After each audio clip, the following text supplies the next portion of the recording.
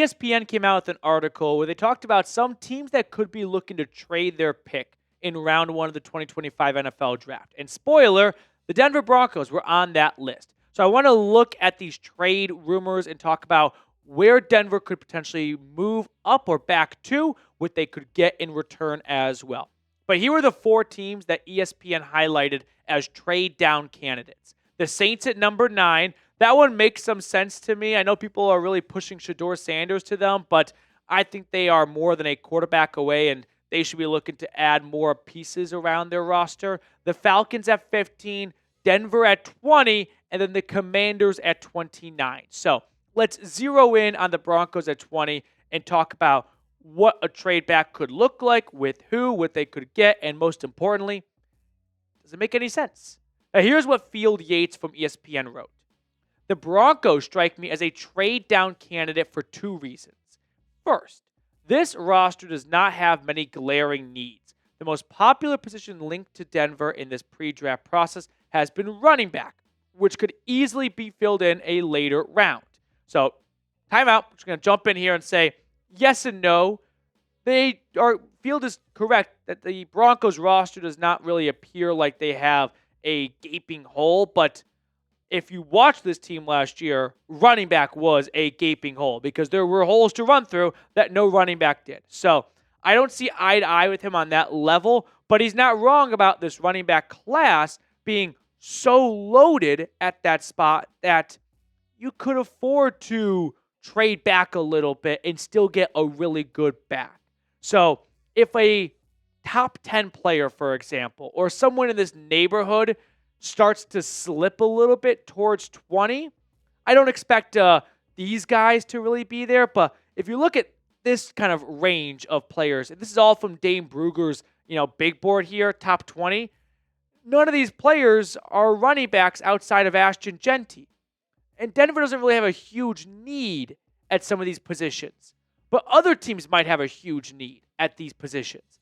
So if the Broncos don't want to feel like they are reaching on a running back because they don't have a desire to go receiver, defensive end, something like that in round one, then a trade back could make a lot of sense, and they get a good back later on the draft, and they get more draft capital at the same time. So that's where I think that Field Yates' first point holds some water, but I do want to push back on the glaring need part. Running back is a glaring need, and if you can get your number one back at 20, sure, it might look like a reach by some, but I think people would have said, oh, you took Derrick Henry in the first round, that's a reach. You took Nick Chubb in the first down, that was a reach. If we look back, would that be considered a reach? No, I don't think so. And also, Sean Payton told us last year, he doesn't really give a damn what other people think when it comes to where players should go in the draft. They're going to go out and get their guys. And if Omarion Hampton or Caleb Johnson is their guy, I don't expect them to play with their food and see if they can get them later. No, if they want them, they're going to go get them at pick number 20. But for the entertainment factor here, if you still want to know what a trade back could look like, here's one idea that I kind of cooked up. It's with the Detroit Lions.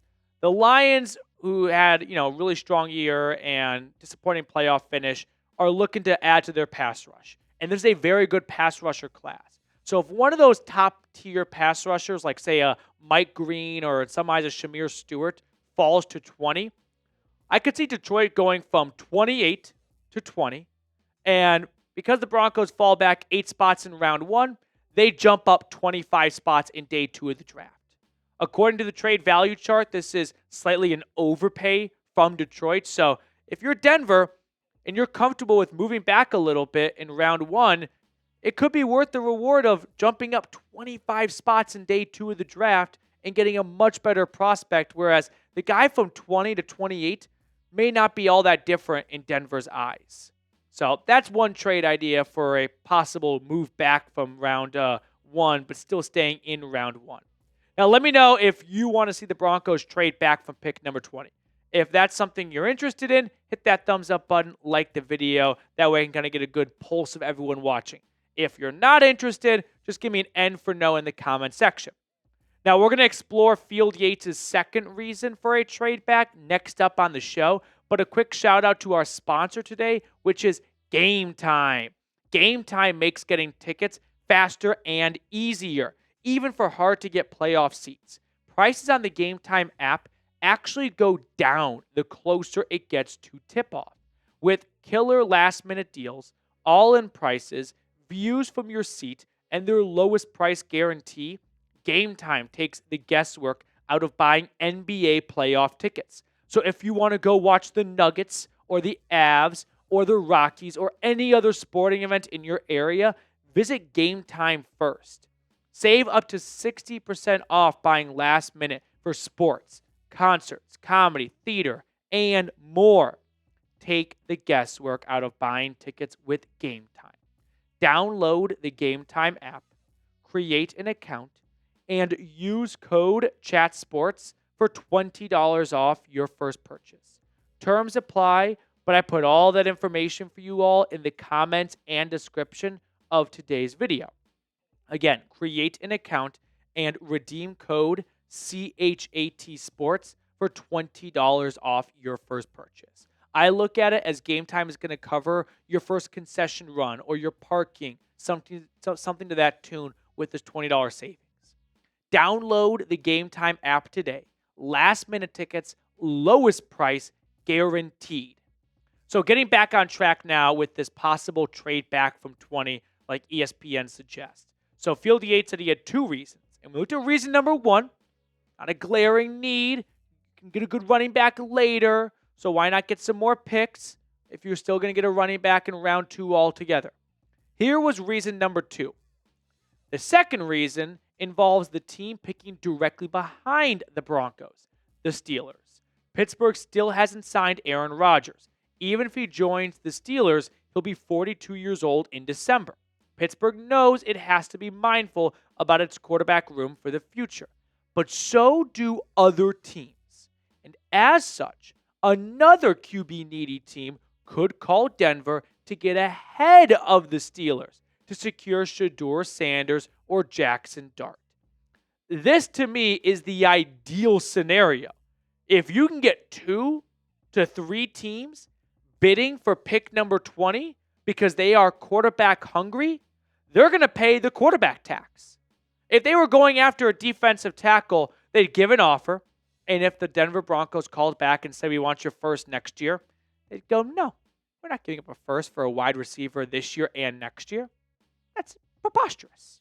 But a quarterback, well, now I can get a team by the balls a little bit because you know they're desperate. Because quarterbacks, they move the needle more than any other position. So if one of these 4 guys is there at 20, Shedeur Sanders, Tyler Shuck, Jackson Dart, Jalen Milroe, 4 guys that I've seen mocked to go as early as 20 in a trade up to early round 2. I could see a team, and I've got 2 in mind, really 3 in mind, that would have interest in moving up to secure the guy they feel is going to be their franchise quarterback. The first team is maybe the most obvious team.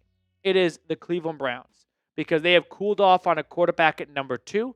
All signs are pointing towards Travis Hunter or possibly Abdul Carter, and they have the first pick in round number 2.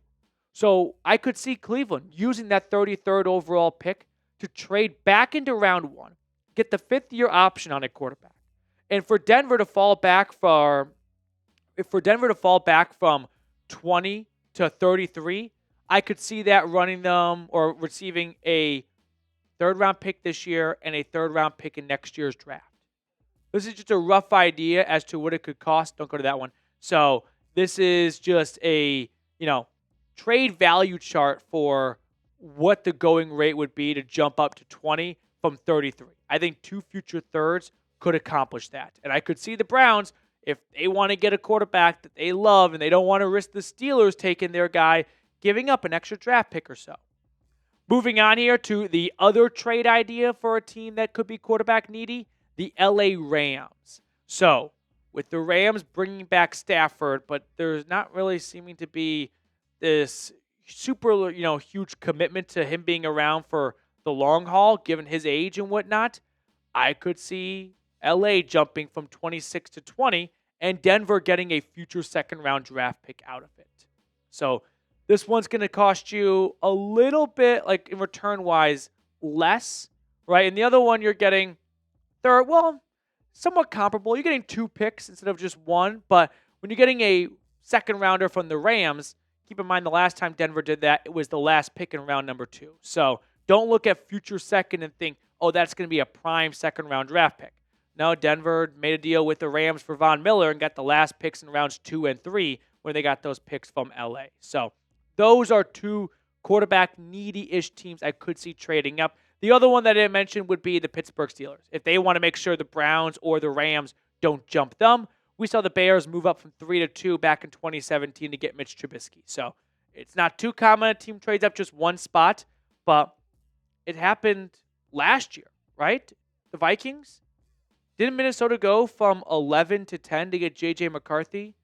And I remember the Eagles went from 10 to 9 to get Jalen Carter. So some teams get a little paranoid. And I could see one of those 3 teams getting paranoid and wanting who they think is going to be the quarterback of the next, decade for them, and Denver getting a good amount of draft capital out of it. All right. So, reviewing those 3 trades, let me know which one you would like to see the Broncos do the most. Is it the one with Detroit, where they move back towards the end of round 1? The one with the Browns, they fall out of round 1 altogether, but they get 2 future third-round draft picks? Or the trade back with the Rams, where they get a future second-round pick out of it? All right. To wrap up the show, name a Broncos player that was traded for or away. Just some type of trade with the Broncos. Did not come prepared, but I've got one in mind, but I want to kind of dig a little bit deeper. All right, I got one. I doubt anyone says the same player as me for this one. 3, 2, 1. Albert Okwuegbunam. I didn't want to go Bradley Chubb or Von Miller. That seemed too easy. But Albert O traded from Denver to the Eagles on roster cutdown day. I don't know where is Albert O still in the Eagles? Did he get a ring? Maybe. I don't know. Someone fact check me in the comment section. All right. Thank you all so much for tuning in. Enjoy the rest of your day, and I'll see everyone later.